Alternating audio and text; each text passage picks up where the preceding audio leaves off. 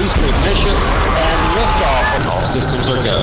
Welcome to the Lesbo and the Bean universe. Lesbo and the Bean. LATB, LATB, where mixed martial arts and the UFC get silly. Big silly.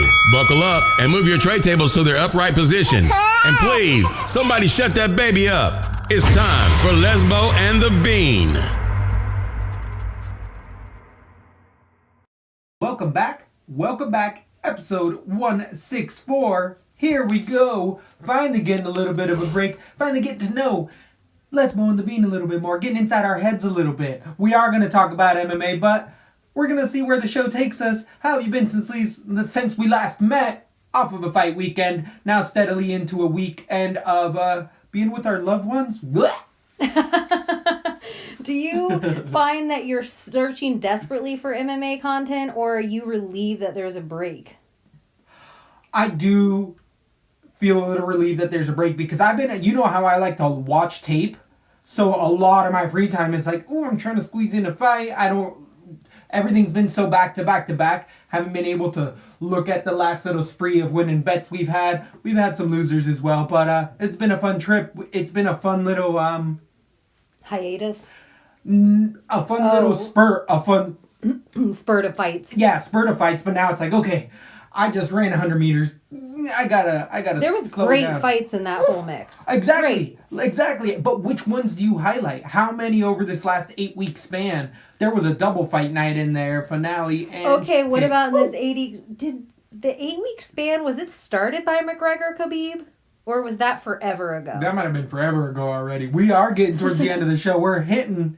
Because that fight wasn't even a great fight. Now looking at all the other fights we've seen. Fights, that was a barely predictable fight compared to a lot of other fights over the year. Yeah, there's been some other amazing. And as of late, I don't know if it's recency bias, but I was taking a look over last year's award show and haven't officially made all of my predictions there, but I have recency bias. I feel like in this last little spurt, we might have had some of the best fights of the year. But are they the most recent ones? Because when I look back at other fights that I did think like, that was a fun one, that was 2017, not 18. I know, it's kind of weird. Have you listened to any other podcasts or watched any other movies? Nobody else is out. Here, LaTB, bringing quality content, liking and subscribing. I have been on to a weird podcast and I want to tell everyone about it because I think somebody will find something interesting. And I don't know, I'm going to say the critique because I'm an asshole. The only critique I have about it is the dude, one of the hosts on the show, he almost has a vocal fry like a woman, where he talks like this at the end of some of his points, where he like fries the end of the words. That's what the vocal fry would mean. I think Howard Stern made it popular by mocking it on The Bachelor and Bachelorette, where the girls are like, I'm so in love with him. You know what I'm doing? I know exactly what you're talking about. There's like a psychological thing. It's very feminine. Well, that women think it makes them sound smarter. It's like that's interesting. Yeah, it's some weird psychological whatever per the Howard Stern show in some paper they were reading. Anyways, one of the hosts does this, and I don't know if it's just me, but it kind of bothers me. But the show's good enough and it's short attention span enough. I thought it was for everyone out there. It's off fighting topic, but it's called Your Favorite Band Sucks. Interesting. Okay, I'll have to give it a try. Yeah, you'll like it's good for a drive, and if you're even with women or with family members or with, it might be interesting to put on in the car and cause good conversation. But they do the Beatles, Led Zeppelin, U2, I heard some Green Day, Red Hot Chili Peppers. Okay, that's fun. Yeah, and so each episode is about a different band, and they tear it all apart, and then they end the episode. Well, if they're doing the Red Hot Chili Peppers, well, if the Red Hot Chili Peppers is your favorite band, your favorite band sucks. So it's pretty good, and I think people should try it out. Try it out. Hashtag try it out. Or always your mom's house. It's called Your Favorite Band Sucks. Your Favorite Band Sucks. So you can get it wherever. And they don't plug here at all. I've just been nerding out on it for a little bit. I like that. I thought we were going to stay in the MMA realm a little bit, and actually there was the MMA Hour and Ariel Helwani show that did happen, but not really any breaking news. I did go over those podcasts as my usual rounds, and there was nothing riveting. I mean, Al Akinza coming back. He's back. Everybody, he's back. He's back. Al's back. And then my favorite thing is the fighter always comes on and says, I never went anywhere. Every time. It's just so predictable. But there was just... oh my gosh, we should just bet money now. When McGregor wins his next fight, it's going to say Mac is back. I think we should actually patent and coin that, because then we could sell it to somebody. We should get that website right now. Right now. Macisback.com. And sell t-shirts already that have like some Irish slogan about how you can beat me down, but you can't take me. Lucky Charms. Do we have to throw... I was going to say, do we have to throw a leprechaun in there? Sounds like a yes. But... other MMA news, there's been a ton of fights being signed as of late. A few of them falling off. I don't know if we officially have told the fans, if we've been on since then, that Dominic Cruz officially fell out with his fight against... I can't even remember his opponent now. Dom Cruz. He was going to fight... Lineker? No. John Lineker? No? It might have been Lineker. I think it was... You might be right. And now it's going... There's talks maybe Lineker Garbrandt going down. I love that. I think Dom Cruz is done. I love Dom. I think he's next level. He's not done because he would have to be if he needed the money. Right. But because he has a career in broadcasting and is so fucking good at it, there's no reason for him to take any more hits in the head, in my opinion. I totally agree 100%. I think Dominic Cruz his body's been telling him for a while he needs to switch jobs, and he has a better opportunity than most out there by being one of the best analysts across the board. And he was on the Ariel Helwani show, and it got really preachy at times. He got very motivational speaker and very motivating, but at the same time, it sounded very Joel Osteen, that preacher that's, all those Marty Robbins guys. It was very just him and Vitor Belfort back to back. Vitor Belfort really championed for a Legends League. Would Dominic Cruz be a part of that Legends League? I don't think he needs to be. Again, stay with the announcing. Agree. He's too good at it. I don't think if he went to a Legends... I don't even like the idea of a Legends League. I was about to ask you that next. I don't like it for anyone. I don't mind if Legends do BJJ or wrestling tournaments afterwards, but nothing with head strikes. Nothing with strikes anymore. I don't mind if they get into any kind of grappling tournaments, but I don't want them involved in Muay Thai tournaments, karate tournament, none of it. I only want them involved if they're going to do anything at all, because I think they're tendons. That's horrible for their hips. Combat jiu-jitsu? No open hand. That open hand stuff? It still knocked you out. Yeah. It'll knock your ass out in a heartbeat. It'll puncture an eardrum. A good pimp hand? Oh, yeah. You will rupture an eardrum in a heartbeat of hitting it right. People will go for the cup of the ear. But another ear-raising tale, we got Jeremy Little Heathen Stevens coming in against Zabit Magomed Sharipov in a highlight bout for March 2nd, Saturday. Tickets are already on sale, and that's a fun one. Speaking of Dom Cruz, we could do a nice little walk-in. We are doing a nice little walk-in. That's a perfect little walk-in. That is a really fun one. We hashtagged it Test Your Metal, and I thought that was, if you are talking about being one of the big dogs, Jeremy Stevens is the perfect guy. Jeremy Stevens coming off of a lost body shot from Jose Aldo, one of the best combinations of the year. Really seeing that Jeremy Stevens might not be that number 3, 2, or 1 guy, but he's definitely top 5. And Zabit, this is definitely the biggest step up he's had by far. Leaps and bounds. Who was Zabit's last fight? Bochniak? Yeah. It is a huge step up from Bochniak. Humongous step up. Little Heathen definitely always brings the hurt. Big power, late into the rounds. It makes me nervous about that body shot, though. I think those body shots are going to be the new. leg kicks were so 2017. Yep. They just like exploited them. We see them really come out where it becomes the new way. I think body shots are 2018. Or is it calf kicks or 2018? Okay, if calf kicks are 2018, body shots are going to be 2019. I can see that more. Because I say that calf kick it's fucking ruined people this year. Yeah, that's how mixed martial arts is starting to change. People are starting to work on the things you can't do anything about. Right. You can't make your liver stand up to shots. Which kidney punches are still technically legal in the UFC. People haven't really used those yet, but as long as you don't put pressure on the spine, the Bean here got some footage. I love me a good kidney punch. When you're mounted on somebody's back, you can punch directly onto the back of their kidney as long as you stay away from the spine. They'll feel it real quick going into that second round. And it is legal. A lot of sports, boxing, very illegal. A lot of other striking sports, because there's no protection there. It's an open kidney. Soft. Yeah. Soft. Yeah. We don't see it more, but it's one of those that, mark my words, will be exploited eventually. Eventually. I think all that. And all of it. So Zabit, if I'm training him right now, I'm going to teach him how to do just a whole bunch of body shots, jabs to the body. He has killer kicks. I'm just going to teach it. We're going to just work on exploiting Jeremy's body. That's it. Right.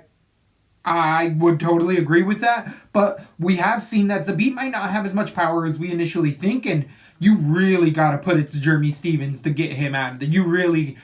The body shot that finally put him down was an accumulation by Aldo and just a true testament to the professionalism of Jose Aldo. And he still is around in the top 5. He might be a 2 or 3 to 1 underdog against Zabit, and I think there's real money to be made on Jeremy I agree with that. Stevens. 100%. That's going to be a 5-rounder too. Zabit, we've never seen go 5 rounds. Is it the main event? I don't think so, because it's it's a pay-per-view. It just says 235. Yeah, I don't think it's the pay-per-view. It could be like the preliminary it's the same highlight. one they were talking about. Nick Diaz versus George Masvidal. I've been hearing that as well, but it's been the Nick Diaz / Masvidal will hit to a lot of fights and just not come through. So I haven't put too many eggs in those baskets for a while. I wonder how many more fights are on Nick or Nate's contract. Either one. The way everyone's piling out and the amount of steam that it's getting, I think we're in a day and age that people will follow their fighters.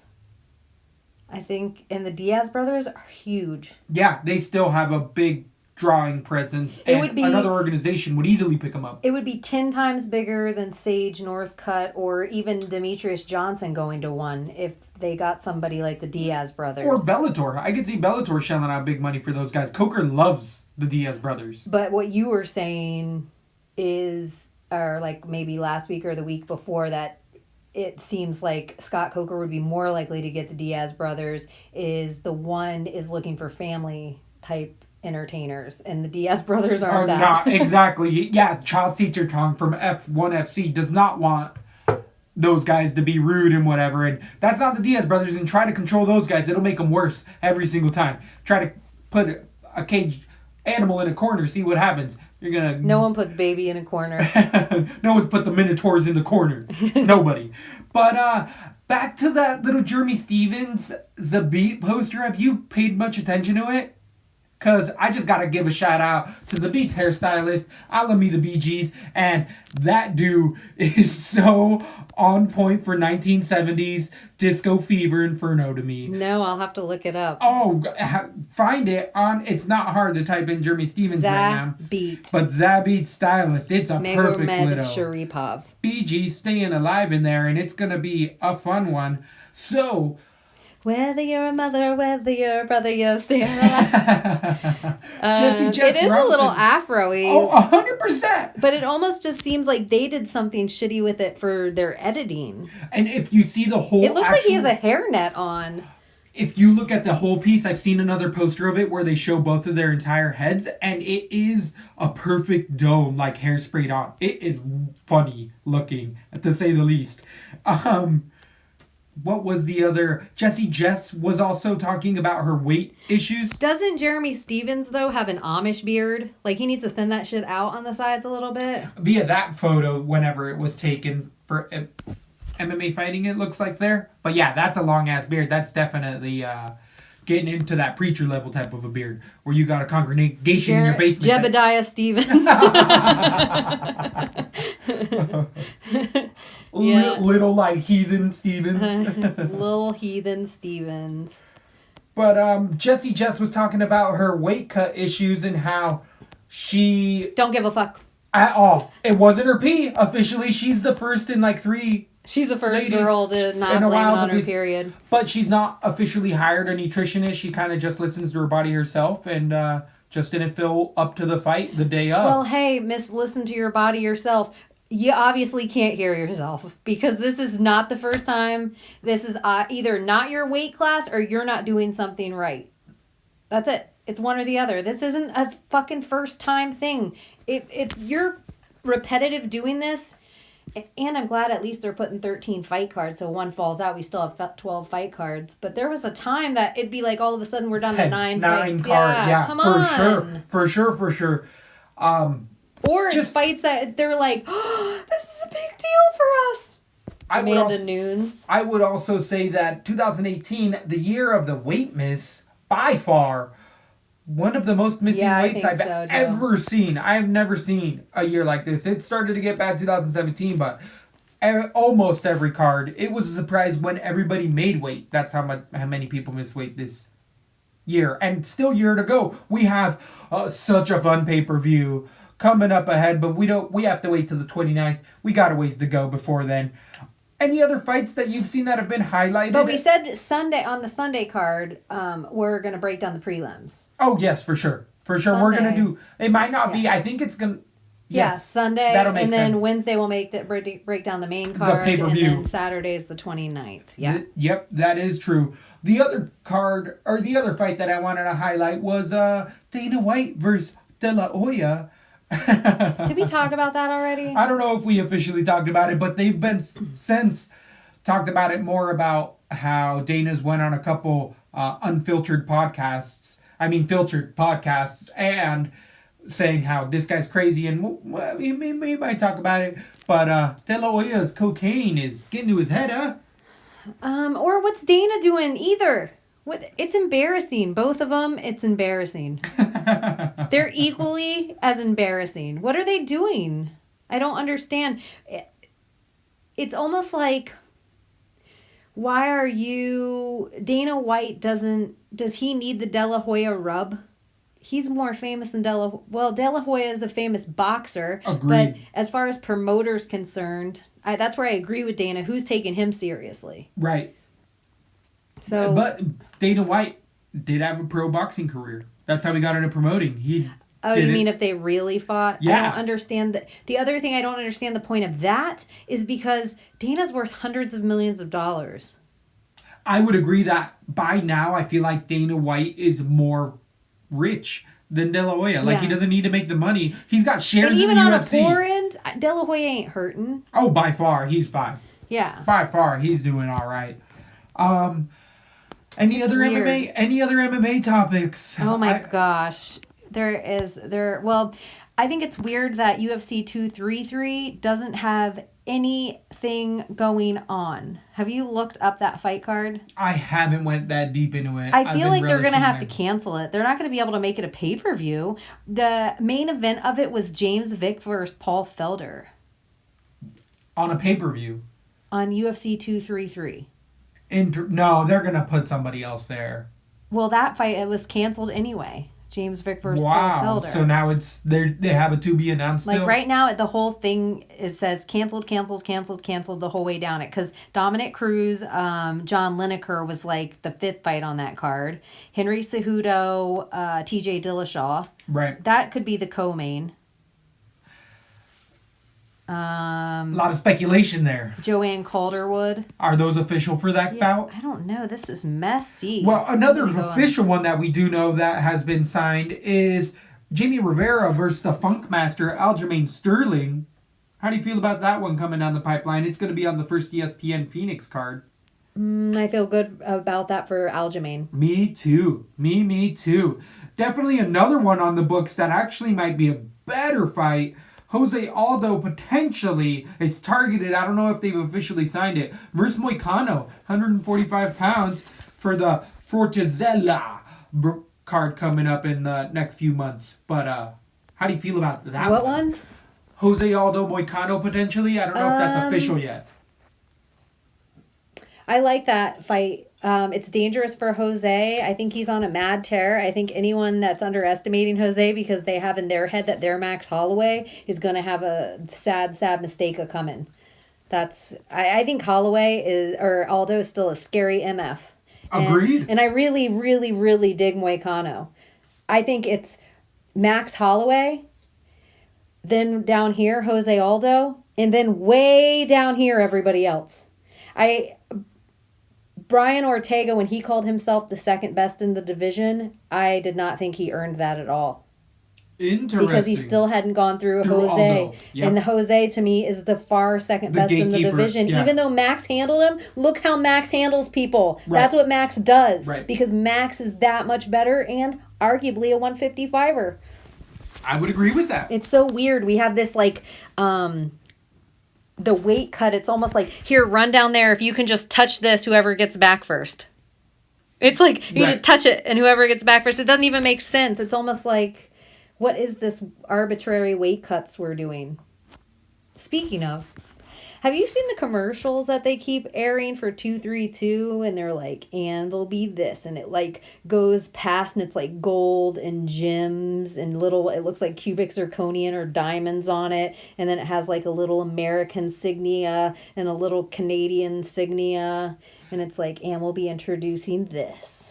I have not. It's for the UFC? Yeah, and we don't know. Like, the speculation is it a new belt design? Is it new belts? Oh, I've heard about this. I haven't seen it yet. I did hear one of those podcasts talking about it earlier, and they were also talking about the reshaping. They assume that it's the reshaping of the belt. They're literally going to change the shape of the belt, because you can't really wear it. All these lighter guys, Dana White doesn't even try to put it at Shevchenko right over the shoulder. Usually, for the heavyweights, he mimics for the guys, and they hold it, all that bullshit. But for the ladies and little guys, he's just like, here you go. There's no ceremonial. Yeah, good point. And it's kind of beefy looking. Like, it doesn't look like it's worth anything. It's almost like the belt should have some gold or diamonds in it. It should be worth a little something. I wouldn't be opposed to every couple years of reshaping. Like, this era of the UFC by the way the belts were given out at this time. I don't think that it needs to be set in stone or gold. I don't know, set in... Well, so I did a little more research because as I was looking at that UFC 223, it just looked messy AF. Yep. So when I'm scrolling down from UFC 232, which is Jones Gustafsson, which we'll talk about next week, if you're liking and subscribing, you can make sure you get that first, hit that little bell so you can get the notification even at Christmas time. But there is no 233 on the books as far as the UFC is concerned. It only goes right to the UFC 234, which is Whitaker versus Gastelum. So isn't that crazy? Like, there's nothing in between UFC 232 and UFC 234. So the 232 is December 29th. 234 is February 9th. Interesting. Very interesting. Like a 5 or 6 week time and no 233 on books yet. So are they going to drop something big on us? I think that they're probably making that. They're probably putting fights together Brock for that. DC.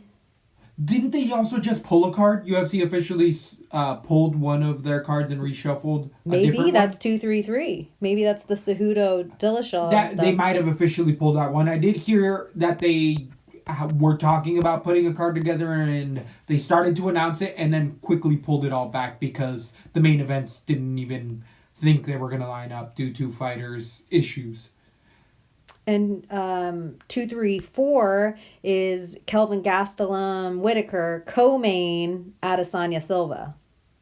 That's a fun 2 bouts. There's other bouts on that night. Why do we need to see That's gonna be a good one. Do we need, like, how come Anderson Silva's one of the guys we're not like, he's probably he's probably done. Because he hasn't taken the crazy amount of damage. Like, he does have a pretty good head movement. Like, he does still make the fights very dirty. He doesn't ever really look absolutely outclassed. We haven't seen this fighter outclassed. The last time we've seen him is Leg DC. broken.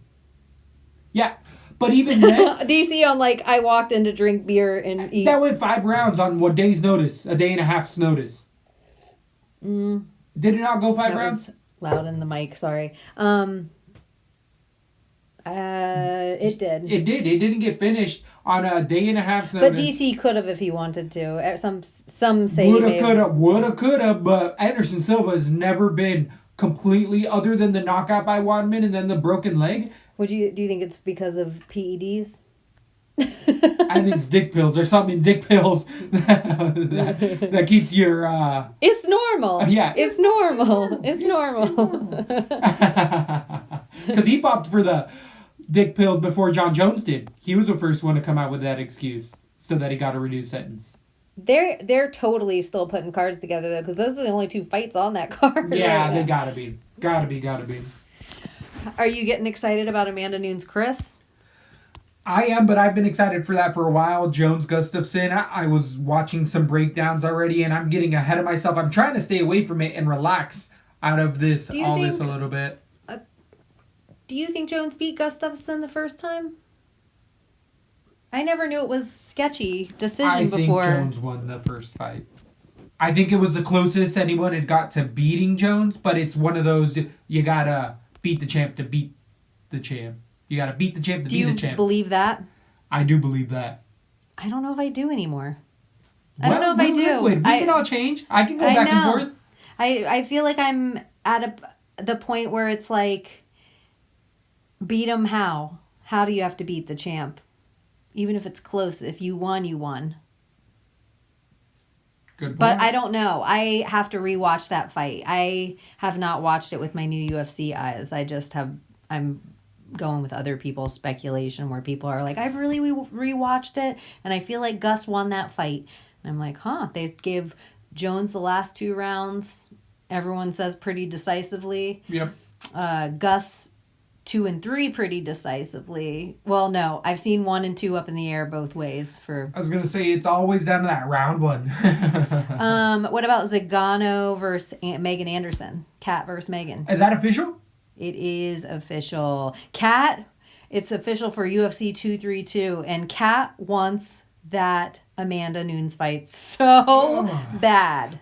I've always been a fan of Kat Zingano. I mean, Evil Twins got a dog named Kat for Kat Zingano and Benson for Benson Henderson, but I'm a fan of Kat Zingano, but is she one of those people that I'm like, all right, time to step away. She is a bit older. She's had a ton of surgeries on her knees. She's had a ton of other issues that she's gotten through, more so than most people, with her husband and all of that issues. So now she's raising a kid on her own, and definitely Megan Anderson is an up-and-comer. I feel like this would have been a much better fight for her instead of Holly Holmes immediately coming into the division, because this is a much more winnable fight just due to her outsizing. Like, Megan Anderson is one of those big people. So at this point for Kat, I give her a shot. I don't think she's going to get overwhelmed completely in there, but Megan's going to be learning a lot and still growing in there. I got Megan Anderson in that fight. Who do you have? Oh, right now I have Kat. I have to see how the way that Holly Holmes handled Megan Anderson was by staying away from striking with her and just going in and taking her down, If Holly Holmes is going to go in and take you down, Kat Zingano is going to go in and take you down. That's what she do. So if Megan get past Kat's ground game, it's going to be really beneficial to her going forward. But Kat looked really good in your last fight. Good point. Right now, I'm surprising because I'm a huge... I think Megan's going to be a queen of her division one day. Did you actually see Megan, or Megan, whatever way you want to pronounce it, announcing for Invicta over the weekend? Just pictures and people will be like... the Powerpuff Girls, and I retweeted that from her because it's so true. How little everyone looked. Yeah, where it would be not her head, just the red dress. And then the other 3 little girls we did really good out there. It's kind of funny because Brian Kelleher tweeted out 4 hours ago, and it's something that we've said before, and it's getting a lot of play. Imagine the UFC did a tournament style for the new 165 championship. That would be different and fun to see. And that's what I was wondering, if they were going to be announcing the 165 championship. because the new belt, like a new belt design with a new division. Oh, I love where you're going with this. And this is what I think the fight is, which I Okay. think is really weird, but this is kind of what I think the fight to introduce the division would be GSP versus Askren. Wow. Bold predictions from Lesbo. Isn't that a weird one? I like it though. It makes sense for a lot of reasons. GSP said he will only fight fights that intrigue him. And I feel like Ben Askren would intrigue GSP. Because he's not going to get hit at all. As far as like standing strikes, it'll be grappling, and GSP was offered an Olympic spot on the Canadian team after his UFC belt because he was in there wrestling up all those Olympians. So GSP loves to go to the ground, and he has a sneaky good ground game. It'd be a perfect way to open the 165. Love it. Yeah, I think it's kind of interesting. That's a great fight. And I think it's smart if it's not McGregor fighting. If McGregor would have handled Khabib okay, then yeah, we can see him fighting GSP. But otherwise, I don't think there's any reason for that for his legacy. And no one will ever talk shit to him because they're totally different size guys. They're totally indifferent. It's like calling Demetrius Johnson an asshole because he never fought Conor. Like, it doesn't make any sense if it never happened. Right. But I don't think he needs to be there to open the division. Or one of the Diaz's versus GSP. But I think GSP should open the division. I love that because he would break all sorts of records for being a freaking some sort of belt. triple. Yeah, exactly. The trip, baby. And the they three. know he plays ball where he'll hand that title right back over. He won it from Bisping and handed it right back over. He didn't try to hold on to it for some crazy amount of time and make it a stripping. Speaking of stripping, what do you feel about Dana and the TWoods situation? Well, please inform me on to where, because I feel like they've just always been on rough grounds Well, for a right while. now, how Dana's kind of calling TWoods a shitty champion and saying that he needs to fight again, or it's, he's going to make another interim belt. All. I don't like it at all because TWoods has fought more than most champions this year. Totally. Where's Rose Namajunas? Like, when's the last time she fought? T-Woods fought it. And Colby Covington's the one who made me realize it in my own head. He said, I think it's kind of bullshit what they're doing to T-Woods. It's true. He's fought more recent than at least 3 of their other champions. 100%. And he is still getting surgeries in between his fights and still fighting. Like, I think we both want to fight each other. Don't rush this. I would agree with that, but I was mulling it over in my head, and I feel like Dana White, it's a leverage tactic. It's a leverage point that he's trying to use because T-Woods, it does have his TMZ spots, does have his movie appearances, and is making money. So he doesn't have this, like, you want to get paid again? Come and fight. T-Woods is financially potentially set with his even, like, Champ Life. What does he have? Champ Life as well, his own little, like, streaming service. But T-Woods is making money a lot. So to me, what I think it is Dana White doesn't have any financial ways to be able to incentivize, so he's going to talk shit in order to finally get somebody in there that he can play ball with, and by play ball I mean hold money over his head until he does what he wants for him. And no offense to Kamaru Usman, we love Usman here, but I don't see him being a big draw where it's like, we got to get this fight off. Like, we got to get this fight going. We need to, it's, you guys are going to fight Usman, and no offense to Ben Askren, the hardcores love Ben, Right. But other than that, it's, there is no difference of Ben Askren and Justin Gaethje. We all love Justin Gaethje, but hardcores love Justin Gaethje. But that walkover star that's just coming over, Eddie Alvarez probably had more fans than both those guys walking over. I could see that. It's like arguable, but it's not like some huge. Crazy. Yeah, it's not some huge. I don't know. I think Dana. But maybe this is how he promotes. This is his promoting style. And it seemed, he's the best promoter in the game. So they say, I mean, he did bring this back from the ashes, supposedly, which... So they say. Okay, let's see if anything else is going on online. Do you know anything else? As far as MMA world, I'm struggling now. I feel like we've started to really catch up. We're going to be able to find other stuff, but you were saying podcasts earlier that you were listening to that you really recommend with the band stuff. I would recommend the Aaron Hernandez series that came out. It really talks about a lot of his prior life issues and stuff. And the series is now over. It's called Aaron Hernandez. It's done by the Wondery podcast, but it's like a 10-part series. And they're at the point now. Who's Aaron Hernandez? The football player who committed suicide because he was found guilty for murdering a couple guys in alleys here in Florida and other parts of the country. But a lot of people think that it was traumatic brain injury as well as athlete that was led to privilege early because he was a big, strong man. And even though he had the mind of a 17-year-old, he was given a lot of money and a lot of responsibility way too early, which tends to happen. If you can play, you can play. Doesn't matter what's in your head. What matters is if you can cut that route. But really recommend it. They're at the point where people have heard the podcast and now come in to tell their stories and are now like, I was a former lover of his and I was a 17-year-old boy. So there's a lot of other issues and a lot of other coaches. Like, I'll go on the record and say my 2 cents of when we thought he had TBI for sure, when they could see it in high school. Yeah, that's the thing I was just about to say is the NFL's getting a lot of shit that if you are a player that made it to the NFL, you have already had at least 100 concussions before you got there. Like, please don't. It's like, I still think there's a conspiracy in society that they're going to blame it on people taking a knee, but really it's traumatic brain injury. That's why people aren't tuning into the NFL.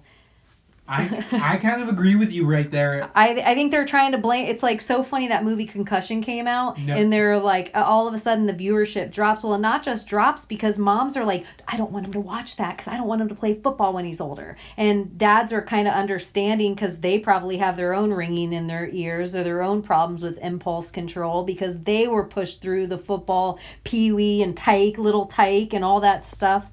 So dangerous. They're changing it as well. They're doing a lot of like flag football for kids now and a lot of like grab the back of some strap device, but a sport that is definitely taking a hit, and we welcome on over to the MMA side over here where submissions take away 50% of that. You can do some research for yourself, like to tell your family, because this is a talk you can talk about over your amazing Christmas or your holiday feast, and you can sit around and you can tell them how much better MMA is than their sport. Rugby is better than football. Like, it's far safer. Yeah, far safer. And people are like, "What? How can you say that? How can you?" Yeah, do some research. Just do some research. You don't come to Lesbo and the Bean for the numbers. Well, just come not to us those for numbers. The ass pinions. Opinions are like assholes. Ass pinions. I got a big one. I got a big ass. Tell me about your ass, Pee-wee. Do you remember Pee-wee's Big Adventure where they're like sitting in the thing? Pee-wee, I have a big ass or a big butt. I got a big butt. Tell me about your big butt, Pee-wee. I don't know. I don't think there's anything else going on without us squeezing out some card information. Right, which we don't need to force that. We're going to have time. What about the VADA? Did you see how, like, hey, John Jones, why don't you, since you've had some issues before with testing in the past, why don't you get tested by these 2 companies? Instead of just USADA testing you also get tested by VADA. Like, you do it yourself. There's a lot of other politics going on with those agencies that I don't know about to speak on, but do not think that they're doing it out of the goodness of their heart. They want to wedge themselves in to the UFC to be like, hey, look, we'll make all your athletes fat regardless. Like, it could be some other backdoor scheme that we're not thinking of. That they're just like, yeah, we'll help. We'll make sure so in case theirs comes back weird, we can be the control supposedly because we have better testing. Issues, subscriptions, and UFC has a new contractor to do piss tests, which is big money. That shit ain't cheap. Like, people make money off of it. Why do you think they want more regulation like in New York? Because they can tax the organization crazy amounts of money that people don't know. Yeah, the whole thing, it's so sketchy and so much garbage involved in it that I don't even know how much I trust USADA anymore. Totally agree. I know, like after the Totally whole agree. like Brock Lesnar and John Jones, Asthma, just saying. I know you hating on my boy, but he has asthma. certain times that they like, you know, the people like Cavillo or Sugar Shane where like we don't see him for a year because of pot, and then we see people like Brock Lesnar inside the octagon with 2 months of test. Like there's just bullshit. There's fuckery. And if John Jones isn't guilty and they took this amount of years off us watching the best fighter ever perform, fuck them. Like if he is guilty, then I don't understand how he's getting back so soon. So either way, it's sketch. I don't know. So, you know, we should just end the podcast with fuck USADA. No, I'm just Get him, USADA. You ain't getting no little brown hill. No, and so we are gonna see you before Christmas, For sure. so we don't have to wish you any of that. It is it a day of Hanukkah right now? Shalom. Shalom. Shalom. I don't know if it's Kwanzaa. I don't know any other thing. I just know Christmas because that's what I was indoctrinated with the religion of Santa Claus. I love Xmas myself. Xmas. Xmas. I like Tina Aguilera. Oh, X, my girl. My girl. So you know where to find us. I'm a genie in a bottle. Okay, that's it. Make sure you like and subscribe. Thank you so much. Let's go to the beat. Thanks for listening to LaTB. For all things Lesbo and the Bean, head over to lesboandthebean.com or follow us on Instagram, Facebook, and Twitter.